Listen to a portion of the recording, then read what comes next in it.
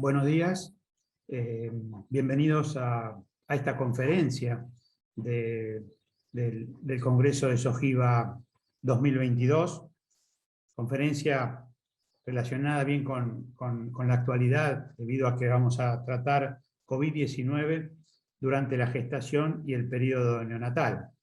Fundamentalmente el estudio que justamente el disertante ha organizado en un multidisciplinario en todo el mundo, que es el Intercovid 2020-2022.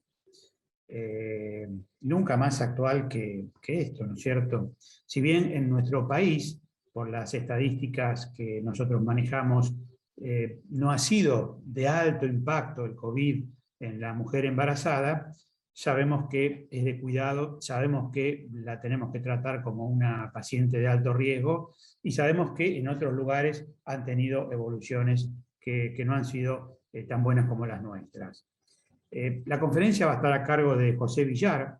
José Villar es un argentino que trabaja en Oxford, con el cual yo tengo relación porque ha venido varias veces a nuestra querida maternidad Sardá y nos ha dado charlas. Es el autor de varias de las curvas de crecimiento fetal y neonatal. Es un investigador de primera línea que en este momento se desempeña como profesor de la Perinatal Medicine Nuffield en el Departamento de la Mujer y de la Salud Reproductiva en el John Radcliffe Universidad, que es uno de los hospitales que depende de la Universidad de Oxford. José Villar siempre ha sido muy claro en sus conceptos, en sus definiciones y en sus presentaciones. Por eso, bueno, ahora vamos a disfrutar la charla de un amigo que trabaja y mucho en Gran Bretaña y que siempre tiene una relación muy grata, muy cordial con los que tratamos de hacer investigación acá en el sur de América. Lo dejo con ellos. José, te agradecemos mucho tu participación y bueno, te mando un gran abrazo a la distancia. Si bien hemos podido abrazarnos hace un año atrás cuando estuviste en la maternidad Sardá, ahora es un abrazo a la distancia. Muchas gracias. Bueno, estábamos en marzo, abril del 2020. COVID-19 fue declarado una pandemia. Nuestra primera reacción a esta situación fue hacer una revisión sistemática de la literatura, que es nuestra política permanente en todas las investigaciones. Y en esta revisión sistemática de la literatura corroboramos que había un número grande de publicaciones, la mayoría de ellas con 1, 2, 3, 20 casos descriptivas. Por lo tanto, tomamos la decisión inmediata de que era imprescindible que se hiciera un estudio multicéntrico que comprendiera las distintas poblaciones de riesgo, que tuviera una característica fundamental, que tuviera un grupo control. Y este grupo control es lo que determina la gran diferencia entre las investigaciones que tienen un menor riesgo de sesgo y aquellas que tienen un gran riesgo de sesgo. Por lo tanto, la primera decisión fue comenzar a producir el estudio que se llamó Intercovid, que ya lo vamos a describir en un minuto, y en el cual comparamos con embarazadas sin el diagnóstico de COVID, o sea, un grupo que tenía la enfermedad y otro grupo que no tenía la enfermedad, que era el grupo control.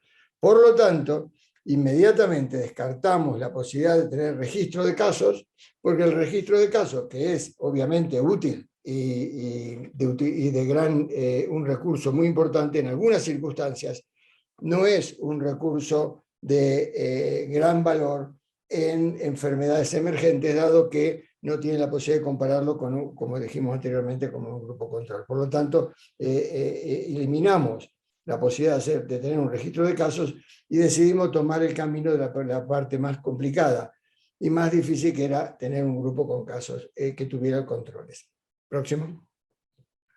Siguiendo, inmediatamente después que tomó esta decisión, contactamos a aquellos centros de la red de Intergrowth y los grupos asociados Y de esa manera, y aquí un pequeño intervalo para agradecerles a todas las colaboraciones, sobre todo en la ciudad de Buenos Aires y en la provincia de Buenos Aires, donde un grupo de hospitales y de instituciones inmediatamente estuvieron entusiasmadas y motivadas de participar en este estudio, universidades privadas, públicas, instituciones nacionales de la ciudad, y nosotros extremadamente contentos, y yo particularmente contento que participaran, y inmediatamente nos pusimos a trabajar. O sea que desde ya le agradezco la participación de todas las instituciones y los colegas que participaron en el primer estudio de Intercovid, y como ya verán después, cuando lanzamos el segundo estudio de Intercovid de este año,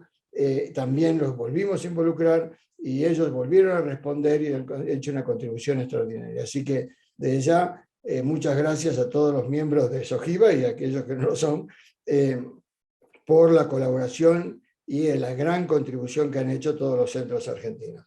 La segunda cosa que hicimos en marzo del 2020 fue reclamar que aquellos ensayos clínicos controlados para las vacunas contra el COVID incluyeran las embarazadas.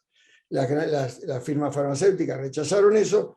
Nosotros le planteamos que era una decisión extremadamente equivocada, porque una vez que la vacuna se desarrollara, nos íbamos a encontrar con una situación aún peor. Una vacuna efectiva, si la vacuna resultaba ser efectiva, pero que no íbamos a tener evidencias de cuáles eran los efectos colaterales o los posibles problemas con las embarazadas. Íbamos a tener a las embarazadas enfermas, la vacuna disponible, y no la íbamos a poder vacunar porque no había sido incluida en los ensayos clínicos. Las firmas farmacéuticas dijeron que no, que ni hablar de ese tema. Nosotros le dijimos que era totalmente equivocado, y sucedió, desgraciadamente, no porque nosotros tuviéramos la bola de cristal, sino sucedió de lo que era inevitable. Una vez que la vacuna estuvo desarrollada, no había evidencia de su posible riesgo durante el embarazo, por lo tanto hubo una gran reticencia, graves problemas. No les voy a relatar esto porque ustedes lo conocen mejor que yo, pero la realidad fue que hubo un gran problema y gran resistencia, dado que inicialmente las embarazadas no habían sido incluidas en los ensayos clínicos de la vacuna, que debían haber sido incluidos porque estas vacunas no tenían a priori ninguna posibilidad de tener efecto colateral durante el embarazo.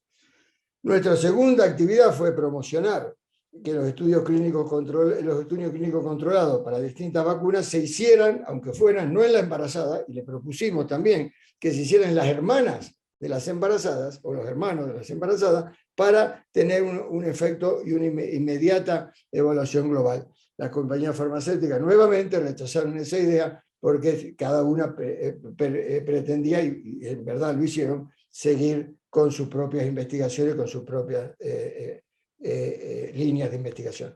Nosotros, el otro elemento fue conseguir apoyo económico para estos estudios, lo cual no fue una tarea fácil, pese a que representaba el grupo altamente vulnerable como las embarazadas. Pero finalmente todas las estrellas se alinearon, y en abril de 2020, en abril del 2020, el 24 de abril de 2020, para ser más exacto, la Universidad de Oxford anunciaba que nuestro estudio global para evaluar los efectos de COVID-19 durante el embarazo había comenzado. O sea que 2 meses después, o prácticamente menos de 2 meses después de que nos pusimos en marcha, y de nuevo un agradecimiento a todos los colegas internacionales, y sobre todo en este caso a los colegas argentinos, que inmediatamente se subieron al bote y comenzaron a remar en forma conjunta. Así que 2 meses después de que propusimos que había que hacerlo, estábamos en la calle, digamos, recolectando información. Próxima. Y este estudio se implementó en 18 países, 43 hospitales. Aquí tienen la distribución, tienen el marcado donde está en la República Argentina, y ya tiene toda la otra distribución. Próxima. Y este estudio fundamentalmente compara mujeres con el diagnóstico de COVID-19 en el embarazo, confirmado por laboratorio, pero en esa época, en abril, mayo del 2020, todavía no todos los test de confirmación de laboratorio estaban disponibles, así que nos vimos forzados a incluir mujeres que tenían radiografía sospechosa de COVID-19 y aquellas que tenían 2 o más síntomas de COVID-19. O sea que en esa época era lo mejor que se podía hacer. Ahora en la segunda edición de Intercovid ya tenemos todos diagnósticos. Y, más importante de todos, comparado consecutivamente y concomitantemente con mujeres sin diagnóstico de COVID-19 durante el embarazo, embarazadas identificadas concomitantemente en el control prenatal, en hospital y en el parto, 2 mujeres sin control, sin el diagnóstico contra una mujer que tenía el diagnóstico, para aumentar el poder. Ustedes saben que si uno aumenta el número de controles, cuando los controles son fáciles de recolectar, aumenta el poder del estudio. Por lo tanto, este es el punto conceptual fundamental de todas las investigaciones que hemos hecho y la única hecha en el mundo, comparando el grupo con el COVID, con aquellas sin COVID, inmediatamente después del diagnóstico, para tratar de, como ustedes ya saben, de reducir los sesgos de selección. Próximo. ¿Cuál es lo que íbamos a medir? Íbamos a medir el índice de morbilidad materna, un índice global, dado que no sabíamos específicamente qué era la posible patología que íbamos a encontrar, un índice de morbilidad severa neonatal, un índice de morbimortalidad perinatal, preeclampsia, que era en esa época ya se decía que COVID producía un síndrome parecido a la preeclampsia, había sugerencias, y el parto prematuro. Estos son los indicadores primarios, los outcomes primarios, y los secundarios son cada uno de los componentes del índice de morbilidad materna, morbilidad severa neonatal y morbilidad perinatal. Próxima. Este es el artículo salido publicado. Ustedes, los colegas argentinos que participaron en el estudio, pueden reconocer su nombre ahí, si alcanzan a verlo. Y el artículo finalmente salió publicado en el 2021 en la revista JAMA Pediatrics. Ha sido un impacto extraordinario porque era la primera publicación con un número de casos importantes, pero que tenía un grupo control, y eso marcó la gran diferencia. Al día de hoy, esta publicación en menos de un año ya tiene como 450 citas, por lo tanto había una necesidad imperiosa de esta información. Y de nuevo les agradezco a los colegas que participaron. Si uno los mira detalladamente los va a encontrar cubriendo una buena gama de instituciones. Próximo. Y esto es lo que pasó en el estudio. Reclutamos 2.130 mujeres, de las cuales 706 tenían el diagnóstico de COVID y 1.424 era el grupo control. Por lo tanto, de estas, como ya les dije al principio, en esa época no había PCR para todas, no estaban disponibles, y teníamos finalmente que 656 mujeres que habían sido confirmados con el diagnóstico de laboratorio y 50 que no tenían, que tenían síntomas, y después solamente 640 tenían el antígeno positivo, 12 el antibody positivo y 4 con signo radiológico. Por lo tanto, esto es fundamentalmente lo que comparamos, ¿no? Comparando aquellas que tenían 706, que tenían lo que era mejor disponible en ese momento, que era el diagnóstico de COVID, con las 1.424 que no tenían el diagnóstico de COVID. Y la pregunta fundamental es, ¿cuán malo era tener COVID durante el embarazo? Porque no se olviden que en abril, mayo del 2020 había una serie de personas, instituciones, individuos que decían, bueno, esto es una gripe, no hay ningún problema, no pasa nada, tranquilo, todo va a andar bien y eso. Obviamente la historia demostró que no era una gripe simple, pero la pregunta fundamental es ¿qué pasa a las embarazadas? Y la respuesta en esa época es, bueno, la embarazada es normal, no pasa nada con el embarazo, es como si fuera una persona no embarazada.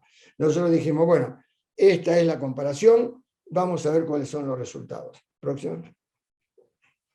Y esto es lo que evaluamos, estos son los resultados de COVID-19 durante el embarazo. Aquí en la parte izquierda de la diapositiva tienen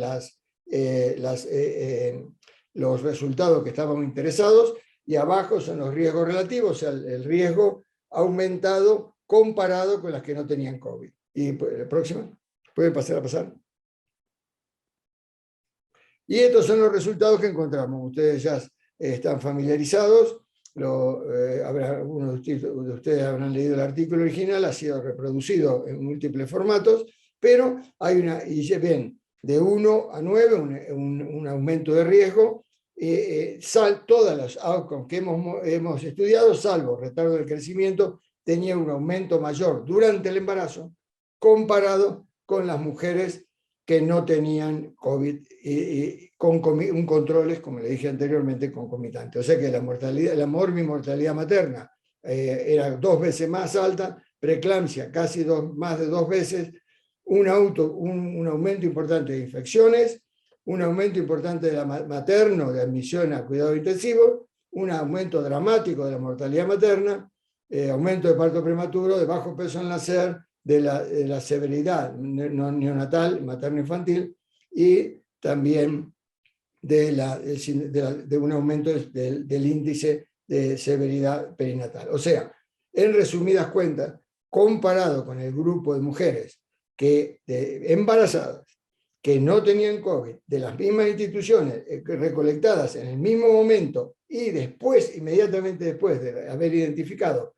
un caso, el COVID durante el embarazo aumenta dramáticamente y radicalmente los riesgos de la mayor cantidad de casi todos, salvo retardo del crecimiento intrauterino, de las patologías del embarazo.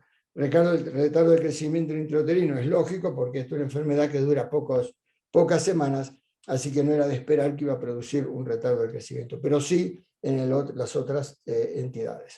Próximo.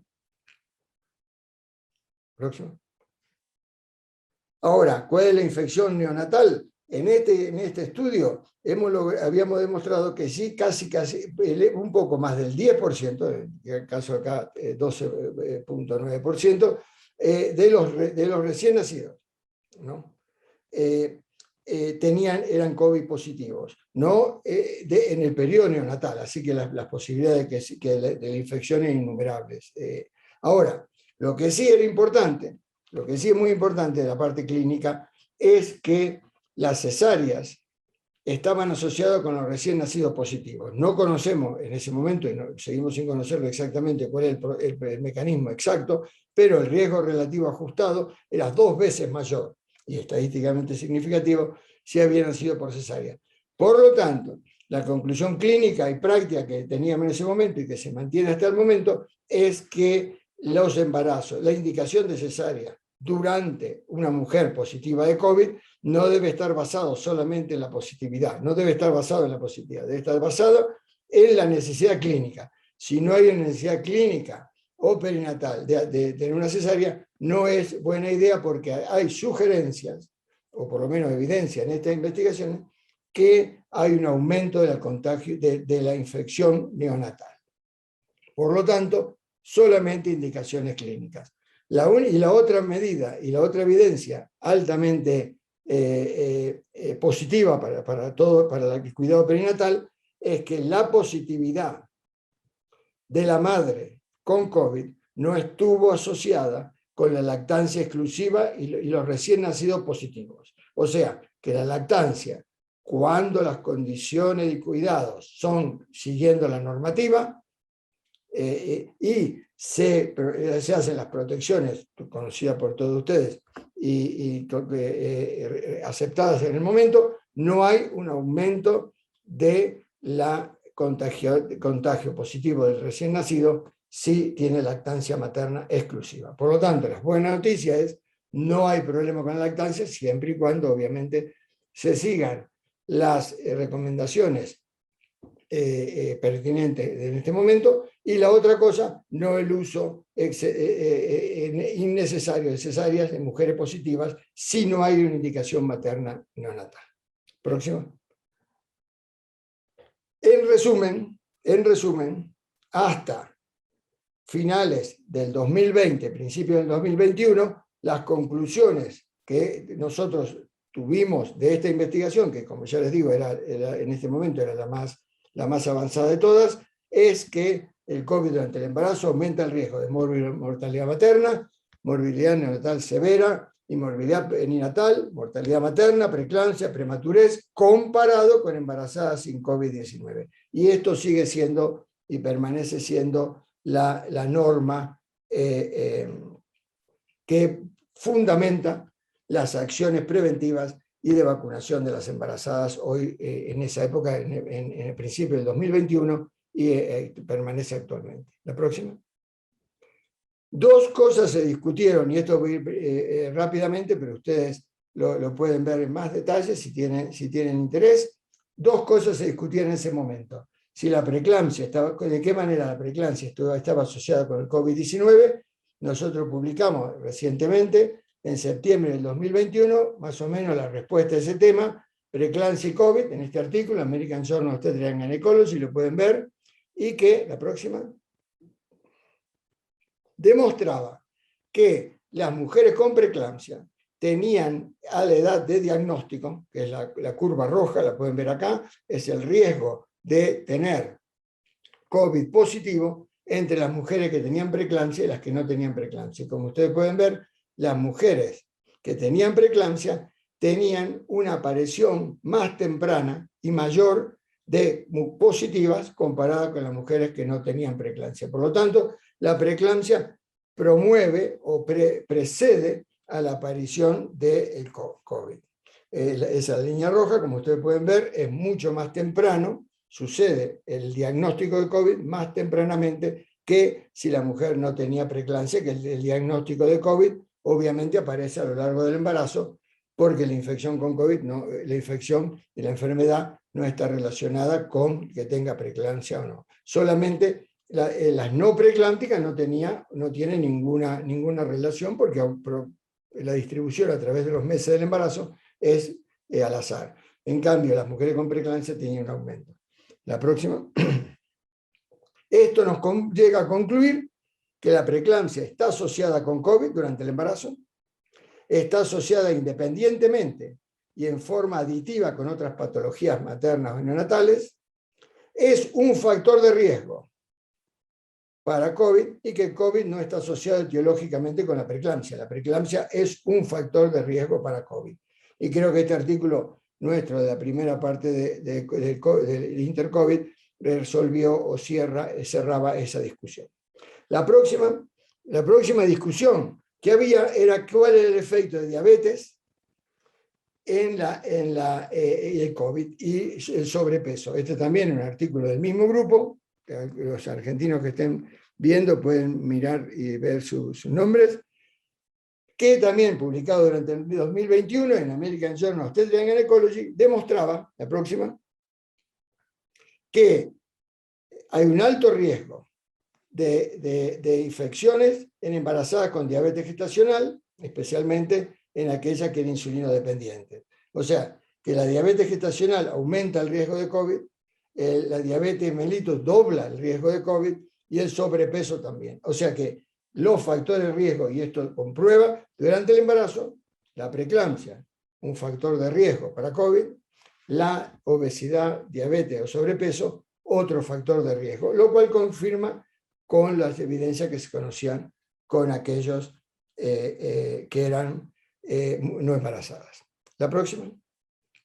Ahora, en resumen, ya se los vuelvo a repetir, el COVID-19 eleva los riesgos de todas estas patologías: preeclampsia y parto prematuro. Preeclampsia aumenta el riesgo y consecuencia de COVID-19, y diabetes y obesidad en el embarazo aumenta el riesgo y las consecuencias también de COVID-19. Por lo tanto, la próxima, esto ha sido el concepto fundamental y la evidencia fundamental para que la vacunación, al reconocer el grave riesgo de COVID durante el embarazo, el grave riesgo de COVID en su versión inicial, en la primera variante, y esto, dado el bajo riesgo de la vacunación, para recomendar fuertemente, y afortunadamente la gran mayoría de los países lo han adoptado, la vacunación contra la prevención del COVID durante el embarazo. Y eso está basado, primero, que en otras vacunas similares eran seguras durante el embarazo. O sea que eso, las grandes discusiones y elaboraciones sobre los riesgos estaban fundadas porque no había ninguna evidencia previa. La segunda cosa lógica es que las vacunas son efectivas, o eran efectivas en ese momento, que complicaciones como las trombosis y eso eran posibles, obvio, todas cosas son posibles, pero eran extremadamente muy raras y casi nunca durante el embarazo. La otra cosa es que la vacunación durante el embarazo no afecta a la fertilidad, no produce abortos espontáneos, no produce complicaciones neonatales y fundamentalmente previene los riesgos de COVID durante el embarazo. Por lo tanto, no había ninguna discusión, no hay ninguna discusión, ninguna evidencia de que los beneficios, costo-beneficio o riesgo-beneficio de la vacunación durante el embarazo determinan que deben ser recomendadas con mucho entusiasmo. Afortunadamente, la gran mayoría de los países, Argentina tomó una posición inmediatamente promoviendo la vacunación y ha logrado prevenir grandes consecuencias o consecuencias que ya conocíamos lo que iba a pasar. Por lo tanto, esto es una política a seguir y estamos extremadamente contentos y agradecidos a todos los colaboradores que participaron en estos estudios porque permitieron solidificar las evidencias y promover una acción de salud efectiva. La próxima. Ahora, ¿qué es lo que pasa? En enero del 2022, un año y medio, casi 2 años después de nuestro primer lanzamiento, nos hemos confrontado con la situación de que las variantes del virus han cambiado. Y era necesario volver a reactivar nuestra red de investigación, y los colegas, también los colegas en Argentina, y era necesario volver a reactivar para decidir y evaluar la magnitud del efecto de las nuevas variantes. Y las nuevas variantes, a principios del 2022, en enero del 2022, ya la variante de Omicron, en su variedad B1, era la variante generalizada, y la causa más común de todos los casos de COVID era a partir de, en diciembre, fue identificada, a fin de noviembre fue identificada la nueva variante, en diciembre comenzó a producirse el recambio de las variantes anteriores, Delta, y producirse el recambio a Omicron, de manera que lo hemos determinado ya, y está, digamos, es de dominio público, para principio de noviembre, pero para principio de enero de 2022, la gran mayoría de los casos, por encima del 80% de todos los casos, por lo menos en los países donde nosotros habíamos hecho el primer estudio, ya reconocían la variable Omicron como la variable predominante. Por lo tanto, el 15 de febrero del 2022, luego de haber tenido conversaciones con la red de investigadores, y en el caso particular de la Argentina, estoy extremadamente contento y orgulloso de que la respuesta fue aún mejor que la del primer estudio de Intercovid. En el Intercovid número 2, la Argentina y sus hospitales han tenido una presencia muy importante, muy significativa, y obviamente tanto de la Universidad de Oxford como mía particularmente, agradecerles toda esta colaboración. De esa manera, nuevamente, 2 años después, bueno, casi 2 años después, en la página web de la universidad, el 14 de febrero, anuncian que se comienza el estudio global para evaluar los efectos de COVID en las variantes y en la vacunación durante el embarazo. Y este estudio, la próxima, involucra más o menos los mismos países anteriores, 18 países en el mundo, 41 centros. Ven en Argentina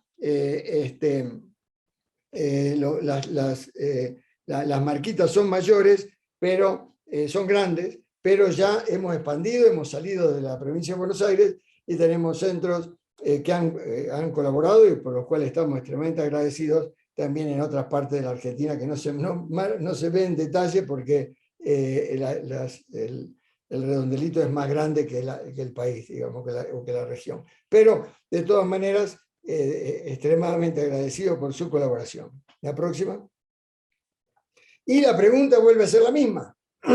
No cambiamos la pregunta. La pregunta es, con mujeres con diagnóstico COVID-19 en el embarazo, confirmadas todas por laboratorio, en la cual sabemos, aunque no hicimos detalle genético de cada una de las pacientes, de la cual variante era, pero que Omicron es la variante predominante ya a principios de enero del 2022, comparada con aquellas que no tenían diagnóstico COVID-19 durante el embarazo identificada inmediatamente en el control prenatal, hospital y parto, usando la misma metodología, los mismos formularios, la misma hoja, la hoja de recolección de datos y la misma estrategia que en el estudio anterior. La próxima.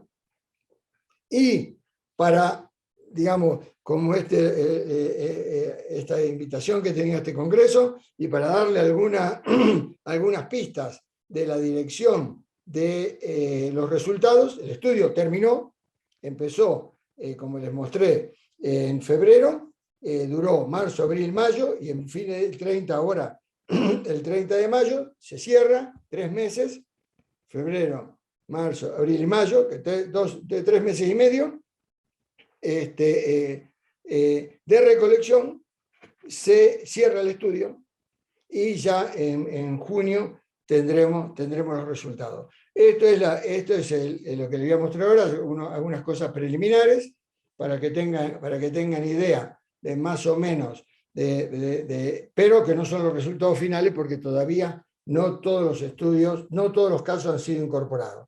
Pero fundamentalmente ahora hemos aumentado considerablemente la muestra del estudio, 3.843 mujeres, que esto es hasta principios de mayo. O sea que para principios de junio, cuando esté todo cerrado, vamos a llegar, en vez de 1.321 mujeres con COVID, vamos a tener casi 1.600 mujeres con COVID en principio de junio.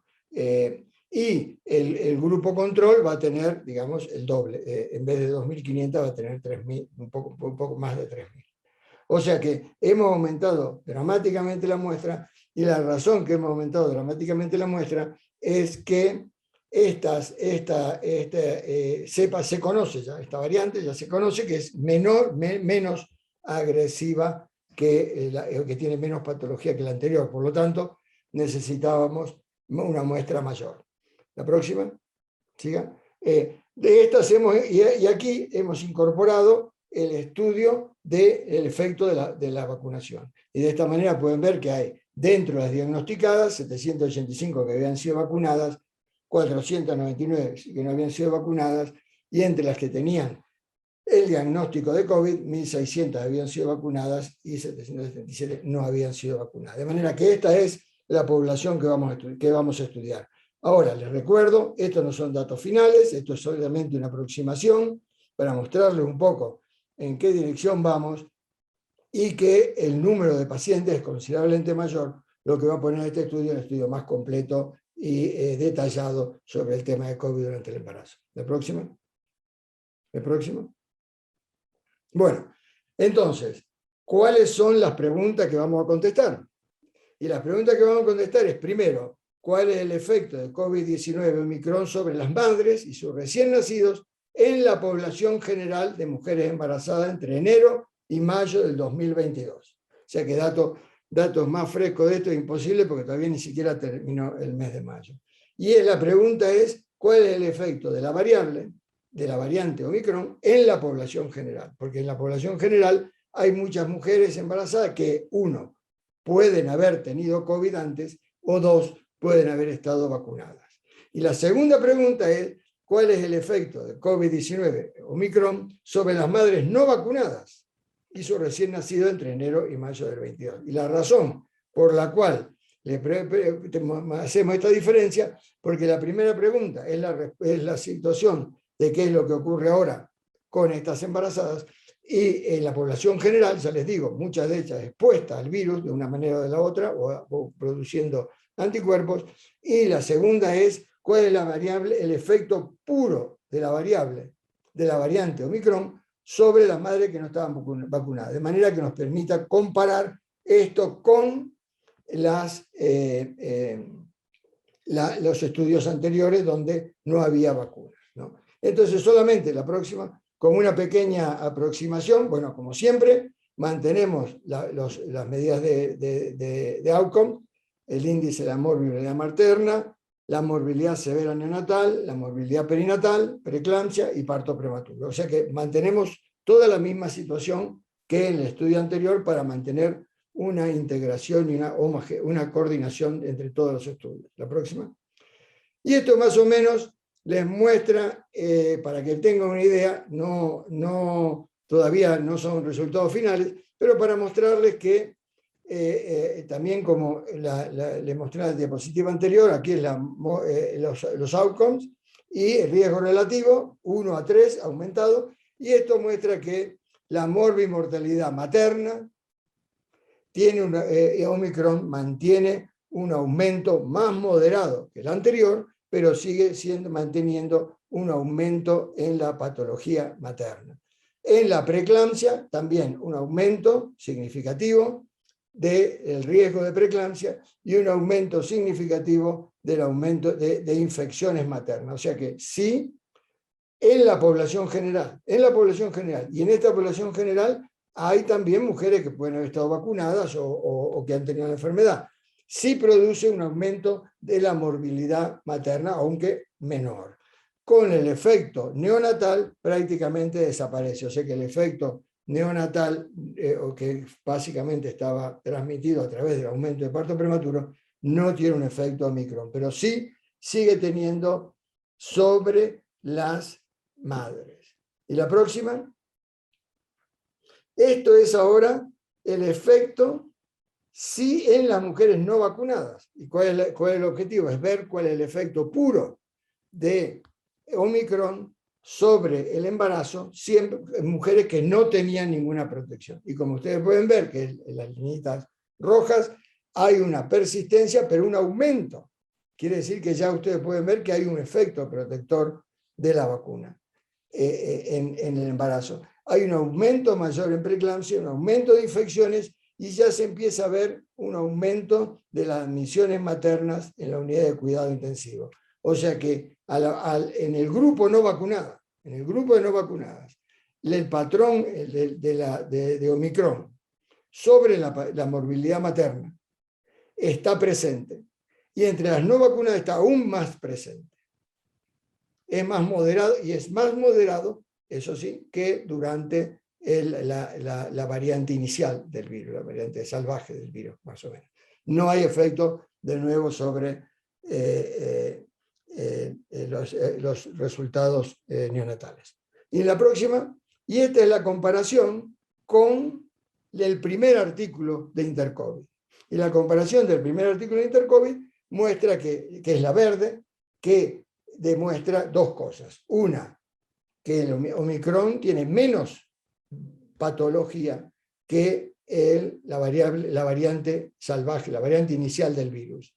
Y que la vacunación sí protege más. Pero ambos muestran en la población general que, aunque haya un declive del efecto en la patología materna, sobre todo, permanece un aumento de riesgo. O sea que no es una gripe normal, básica, que a cualquier embarazada le pasa y no pasa nada. No, la morbilidad materna, preeclampsia, las infecciones y el riesgo de admisión en cuidado intensivo aumentan en la población general, aumentan en las no vacunadas, lo cual es un mayor incentivo para la vacunación, y aunque es menor que en la primera epidemia del 2020.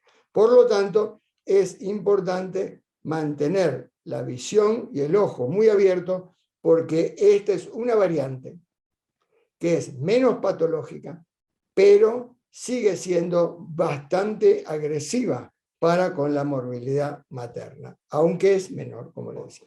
Ahora, lo que le quería mostrar es esto, una cosa importante, que este es el patrón, con esto termino, ese es el patrón de vacunación que hemos encontrado en las 3.843 mujeres alrededor del mundo. Y pueden verse que 63% de todas estas embarazadas estaban vacunadas. Por lo tanto, un mensaje es, alrededor del mundo se ha hecho un esfuerzo muy importante para vacunar a las embarazadas, pero todavía un 40% siguen sin estar vacunadas. O sea que ahí hay un mensaje directo en salud pública para la población general en el mundo, no sé la cifra exacta para la Argentina, pero que hay un porcentaje importante de mujeres embarazadas que no están vacunadas para nada. Y que solamente el 35% en esta población, de casi 4.000 mujeres, solamente el 35% tenía la dosis completa. y solamente el 19% tenía el refuerzo. En un momento dado en el cual la disponibilidad de vacuna ha dejado de ser un problema. Todo el mundo tiene vacuna y cualquiera camina en un centro de vacunación, en casi todos los lugares del mundo hay disponible. Por lo menos en los lugares donde nosotros hemos hecho estas investigaciones. Por lo tanto, el primer mensaje que le quería decir es que hay un 40% en general, en la Argentina puede ser más o menos, eso no lo puedo afirmar, no tengo esa cifra, pero sí hay un porcentaje importante en todas las poblaciones de las mujeres que no están vacunadas. Y que solamente un 35% en estas poblaciones, puede ser distinto en otros lados, pero 35% más o menos son las que tienen la vacunación completa, que es casi seguro que sea la que es requerida para tener una protección completa en este momento de la pandemia. La próxima, para terminar, le quiero dos recomendaciones. Una, el grupo de Intergrowth y el estudio de Intercovid ha producido un curso específico para el efecto de COVID-19 en el embarazo, el parto y el periodo neonatal. Gratis, online, lo pueden estudiar y bajarlo en ese link de esa página web. Lo pueden copiarlo si quieren, sacar una foto, lo que quieran, y tomarlo. Se los recomiendo. Es una actualización muy buena, simple, buena, bonita y barata, como dicen. No hay que pagar nada. Si tiene un curso, tiene un examen final, si pasan el examen final reciben un certificado que han pasado el curso. Pero creo que es una muy buena medida para estandarizar y que todo el mundo hable lo mismo del problema de COVID durante el embarazo. Próxima. Ahora, con esto termino. Pero les quiero dejar un mensaje, y aquellos que tengan alguna curiosidad lo pueden ver en este artículo, Nature Review de Microbiology, en el 2022, en mayo del 2022, ya de ahora, pero lo leí y me pareció extraordinario, una clarificación muy importante para ustedes, todos colegas, en la práctica médica actual, para que lo compartan con sus pacientes y con quien quieran, que es lo siguiente. El virus, los virus en general, cualquier virus, tiene una evolución biológica para aumentar. Su objetivo fundamental en la vida es aumentar la transmisión y evadir la evolución y tener una evolución antigénica para escaparle a las reacciones inmunológicas. Eso es el punto clave que todo el mundo tiene que tener claro. Estos virus, todos los virus en general, tienen como objetivo aumentar la transmisión, defenderse de los ataques inmunológicos. Omicron y sus mutaciones han demostrado considerable escape inmunológico. Por lo tanto, tienen la capacidad de infectar individuos que ya tienen inmunidad, vacunados o infectados previos. Esto es un resumen de lo que se sabe. La próxima. Pero este es la mensaje final que le quiero decirles. La virulencia del virus, o sea, la patología, o sea, que la gravedad de la enfermedad que produce no es una necesidad biológica del virus, es solamente un subproducto muy complejo. En otras palabras, los virus no se vuelven buenos. Los virus pueden tener mayor o menor patología basado en una serie, y eso no es una demanda biológica del virus, es un subproducto muy complejo. En el embarazo, Omicron tiene menos virulencia que las variables previas. Ahora, con esto el mensaje final. La baja virulencia de Omicron hoy no es predictor de la virulencia de las variantes futuras. Por lo tanto, es fundamental que todo el mundo entienda esto. Este virus no se ha vuelto bueno. Ha mutado en una dirección y como subproducto tiene menos patología. Puede mutar en otras direcciones y no hay ninguna garantía que va a ser de más baja virulencia. Por favor, compartan este concepto con todos sus médicos. Muchas gracias y saludo a todos los colegas argentinos. Adiós.